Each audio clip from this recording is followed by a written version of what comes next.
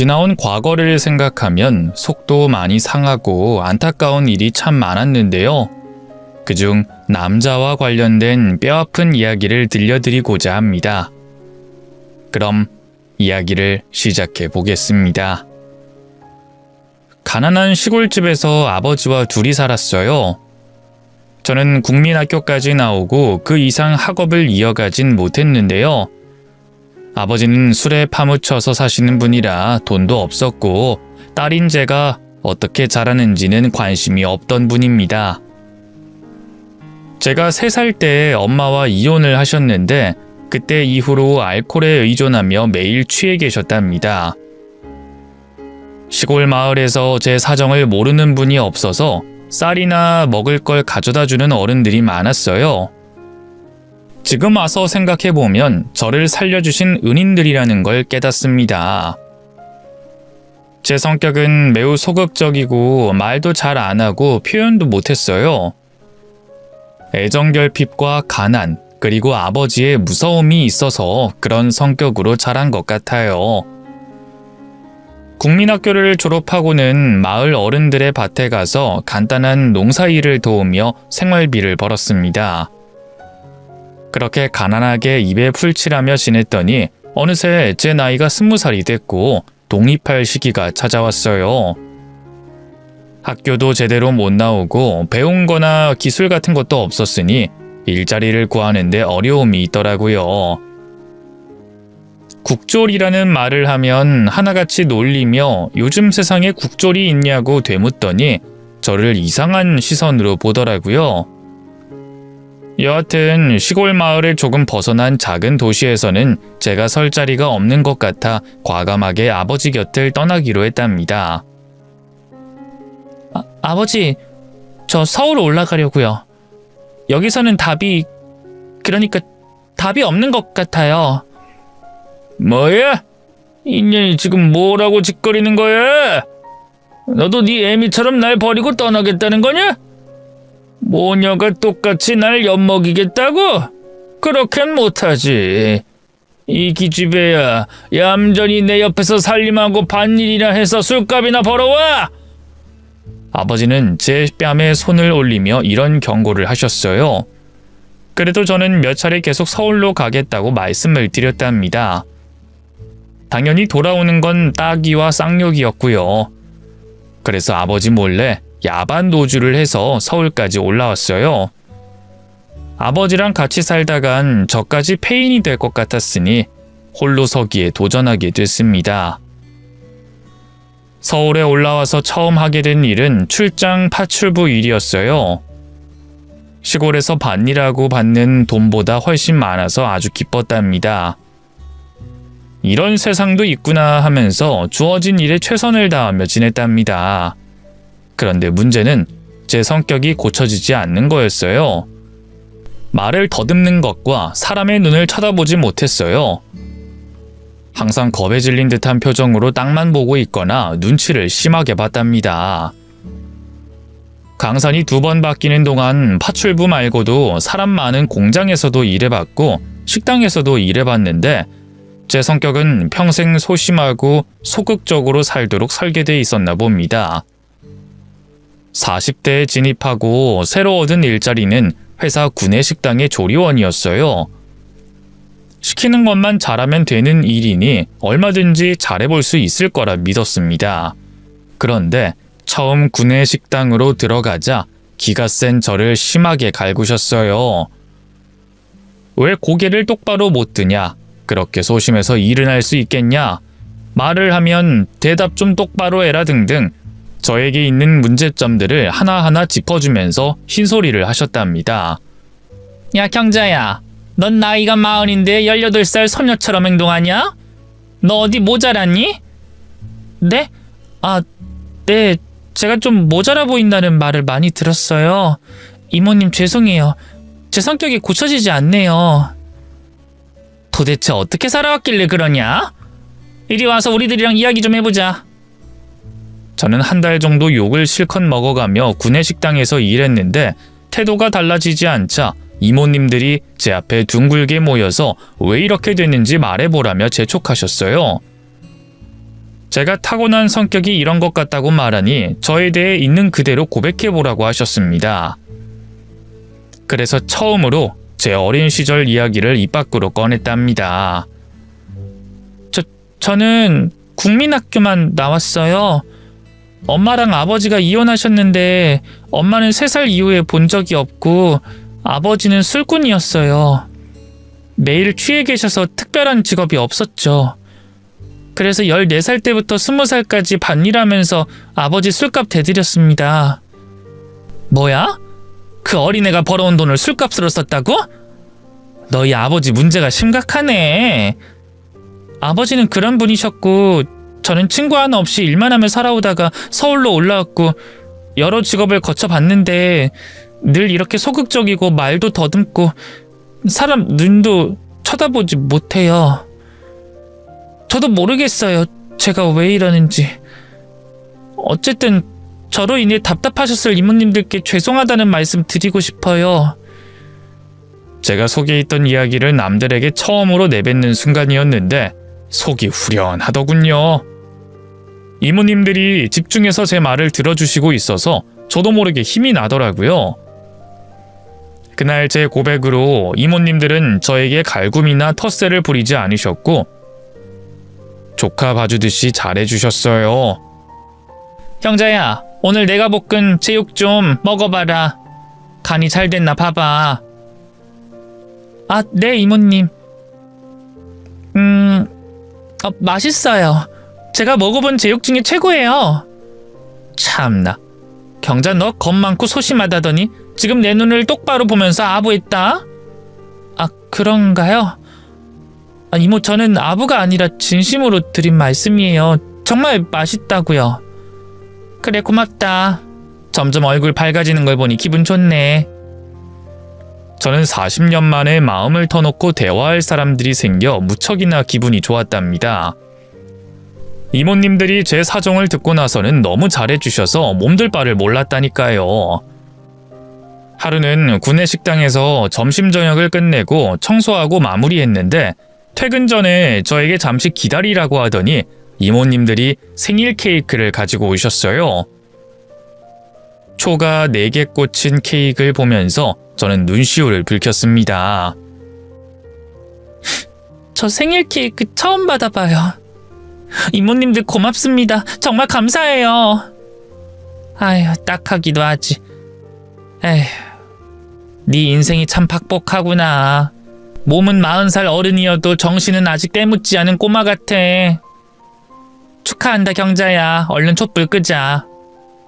저는 눈물을 닦으며 촛불을 껐고 이모님들이 장난으로 생크림을 제 얼굴에 묻혀주시자 배시시 웃고 말았답니다. 그렇게 저는 정신적으로 좀 성장하게 됐어요. 이모님들은 제 나이가 40이 넘었는데 남자를 만나야 되는 거 아니냐고 잔소리를 하셨어요. 제가 제대로 된 가정에서 살아보지 못했으니 좋은 남자 만나서 진정한 행복을 느껴보라고 말이죠. 그 말을 듣고 저도 남자도 만나고 결혼도 해서 아기를 낳고 싶다는 생각은 해봤습니다. 하지만 제가 어딜 가서 남자를 만날지도 모르는 데다 한 번도 남자를 만나본 적이 없어서 어떻게 해야 할지 감이 잡히지 않았답니다. 이모님들은 장난스럽게 좋은 총각 있으면 소개해준다고 했는데 다들 말뿐이지 직접 소개해주는 분은 없었습니다. 사실 저라도 저 같은 여자를 남에게 소개해주고 싶진 않았을 것입니다. 그런데 이 사람 인연이라는 게 정말 있는 것 같더라고요. 회사 구내식당에서 수백 명의 회사 직원들이 배식을 받고 식사를 하는데 한 남자가 저에게 관심을 가져주더군요. 이모들 사이에 꽃이 한 송이 있네요. 여기 오신 지 얼마 안 됐죠? 네? 아, 한 달 정도 됐는데 제가 부끄러움이 심해서 배식은 오늘이 처음이에요. 맛있게 드세요. 네, 잘 먹을게요. 근데 눈이 참 예쁘세요. 사슴 눈망울 같아서 자꾸 눈길이 가네요. 혹시 결혼하셨나요? 아니요, 아직 처녀예요. 저기 손님 뒤에 기다리니까 다음 반찬 받으시죠. 아, 그렇지. 지금 배식 중인 걸 까먹었네요. 오래간만에 엄청난 미인을 만나서 설렜네요. 그럼 우리 인사하면서 지냅시다. 제 이름은 박대식이에요. 직급은 과장이고요. 아, 네, 저는 이경자예요. 경자씨라. 이름도 예쁘시네. 그럼 오늘은 여기까지. 내일 또 인사해요. 저는 남자와 대화를 해본 게 일하면서 나눈 게 전부였지 이런 식으로 호감 있게 다가와 대화를 나눈 건 처음이었어요. 제 눈을 사슴 눈망울로 표현까지 해주고 이름까지 묻는 순간이 말이죠. 그날 집으로 돌아가서 침대에 누웠는데 그 남자의 얼굴이 계속 떠올랐습니다. 순진하고 남자 한번 만나보지 않은 티가 많이 나죠. 여하튼 기분 좋은 날은 계속 이어졌답니다. 저에게 매일 말을 걸어주고 밥을 다 먹고 식판을 반납할 때 대식씨가 저에게 잘 먹었다며 내일 또 보자며 반갑게 인사를 해줄 때마다 무척이나 행복했답니다. 그러던 어느 날 대식씨가 배식을 받다가 저에게 쪽지를 건네주더라고요. 경자씨, 우리가 대화 나눈 지 일주일이나 됐네요. 이거 제 마음을 쓴 쪽지니까 읽어보고 연락주세요. 네? 알겠어요. 감사합니다. 저는 새빨개진 얼굴로 쪽지를 빨리 받아 주머니에 넣고 배식을 이어갔습니다. 그리고 일하는 내내 심장이 심하게 뛰어서 긴장한 채로 겨우 일을 끝냈어요. 나중에 화장실에 가서 대식씨가 준 쪽지를 펴서 읽어보는데 저에게 첫눈에 반했다는 이야기와 만나서 데이트를 하고 싶다는 글이 쓰여 있었습니다. 그리고 연락처까지 적혀 있었죠. 이런 고백은 머리털 나고 처음이었으니 떨리지 않을 수가 없었어요. 쪽지의 글을 수백 번 읽으면서 빙그레 웃었답니다. 며칠 뒤 주말이 와서 대식씨한테 전화를 걸었어요. 저 또한 그이한테 마음이 있어서 만나볼 생각이었습니다. 저기 대식씨. 누구세요? 저예요. 경자요. 아, 우리 회사 식당에서 일하는 경자씨? 제가 드린 쪽지 보고 연락해 주신 거예요? 네, 부끄럽지만 쪽지 보고 감동해서 연락했어요. 이거 영광입니다. 그럼 경자씨도 저와 비슷한 마음인 거죠? 그럼 우리 오늘 만날까요? 주말이라 한가하시죠? 네, 특별히 하는 거 없어요. 오늘 만나면 좋을 것 같아요. 좋습니다. 제가 오늘 풀코스로 모실게요. 그 회사 근처 사거리에서 5시에 만나요. 저는 속으로 쾌재를 부르며 전화를 끊었고 난생 처음 비비크림을 바르고 파우더도 두들겼습니다. 그리고 긴장한 채로 약속 장소에 나갔더니 대식씨가 먼저 와서 기다리고 있더군요. 대식씨. 이게 누구야? 몰라보겠어요, 경자씨. 무슨 하늘에서 내려온 천사 같다고요. 정말 미인이시네요. 빈말이라도 고맙습니다. 빈말 아니에요. 저 경자씨한테 반했다고 말씀드렸잖아요. 어쨌든 오늘 절 만나주기로 해줘서 진심으로 고마워요. 우리 맛있는 거 먹으러 가요. 저는 소심하게 대식씨 뒤를 졸졸 따라 참치집으로 들어갔습니다. 대식씨, 여기 엄청 비싼 데 아니에요? 전 캔 참치만 먹어봤지 이런 고급 참치 전문점은 처음이에요. 너무 비싼 돈 쓰시는 거 아닌가요? 얼른 들어와요. 이 정도 가지고 벌써 놀라시면 어떡해요. 앞으로 종종 모시고 올 테니까 우리 맛있게 먹으면서 놀아요.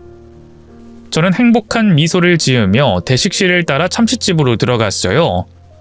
그가 예약한 방을 달라고 하자 종업원이 2층으로 안내했고 좁은 방에 둘이서 마주 앉았습니다. 경자씨, 많이 먹어요. 여기 금가루 뿌려진 부분 드셔봐요. 아주 맛있을 겁니다.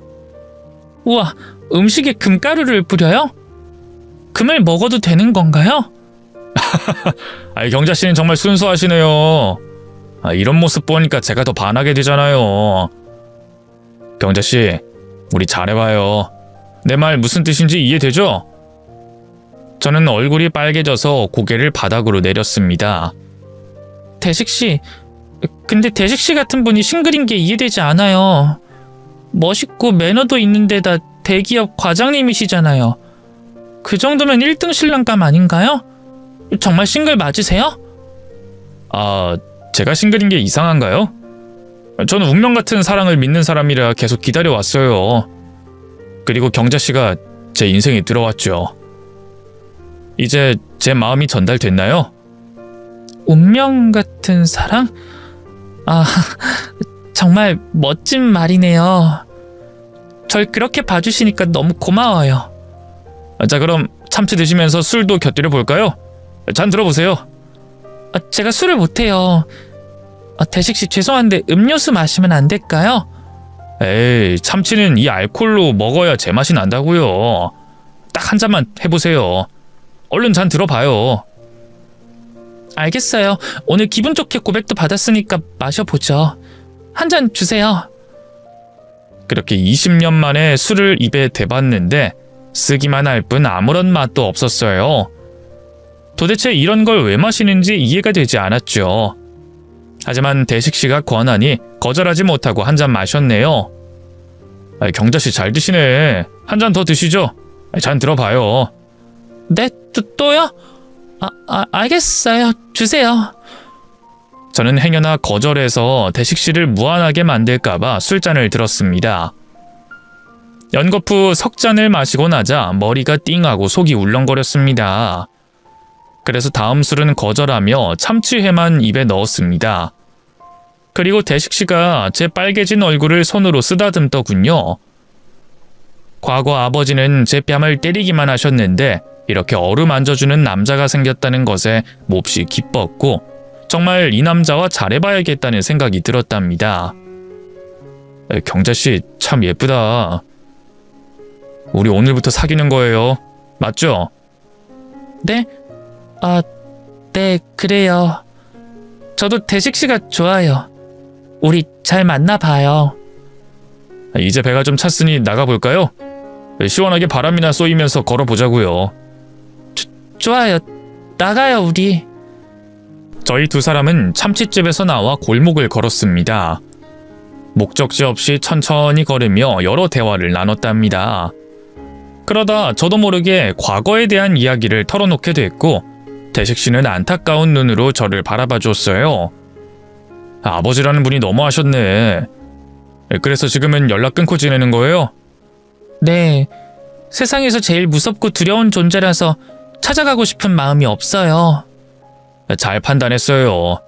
아무리 가족이어도 하지 말아야 할 짓을 하면 연을 끊는 게 훨씬 좋다고요. 아주 잘했어요. 고마워요. 근데 우리 지금 어디 가는 거예요, 대식씨? 여기 골목은 너무 어두워요.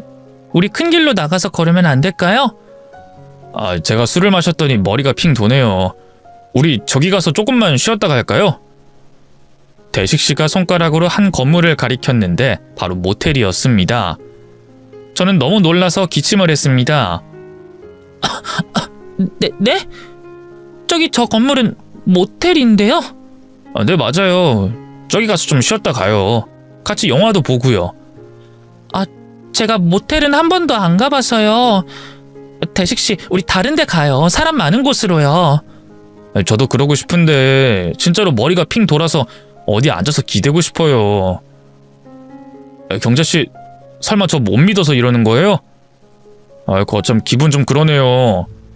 전 진심으로 경자씨 좋아하는데 어떻게 그런 생각을... 네? 그게 아니라 모텔이라는 장소에 가는 게 불편해서 그래요. 대식씨를 못 믿는 게 아니라요. 저를 믿는다면 잠깐 들어가요. 그리고 우리 오늘부터 연인 되기로 했는데 여기 못 갈 이유가 뭐가 있습니까? 그 순간 여러 가지 생각이 들었는데 제가 여기서 빼면 대식씨가 크게 상처를 받을 것 같기도 했고 제 평생의 인연이라는 생각에 마음을 돌렸습니다. 알았어요. 대신 잠깐만 쉬고 나오는 거예요? 알았죠? 알았다니까요. 저만 믿어요. 얼른 들어갑시다. 대식씨가 제 손을 잡고 모텔 입구로 데려갔고 카운터에 계산을 하고 카드키를 받았습니다. 그리고 난생 처음 모텔 방 안으로 들어가게 됐답니다. 우와, 모텔이 아니라 호텔 같아요. 요즘 모텔은 이렇게 예쁜가요? 나도 안 와봐서 몰랐어요. 정말 예쁘네요. 그럼 우리 일단 앉을까요? 네, 머리가 핑 돈다고 하셨으니까 편하게 앉아서 쉬세요. 그러자 대식씨는 침대에 걸터 앉더니 자기 옆에 앉아보라고 하더군요. 이리 와요, 나의 사랑 경자씨. 그건 좀... 전 그냥 바닥에 앉아 있을게요. 아, 좀 뭐 하자는 거예요? 모텔 안에 들어왔으면 할 걸 해야지. 우리가 여기 대화하러 왔겠어요? 순진한 척 그만해요. 네? 분명 쉬었다 가자고 했잖아요. 할 걸 하다니요. 아무래도 안 되겠어요. 저 그냥 나가볼게요. 혼자 쉬다가 집에 가세요. 그렇게 말하고 등을 돌려 나가려는데 그이가 제 손목을 잡아채더니 미안하다며 사과하더군요. 아, 미안해요. 내가 너무 오바했어요.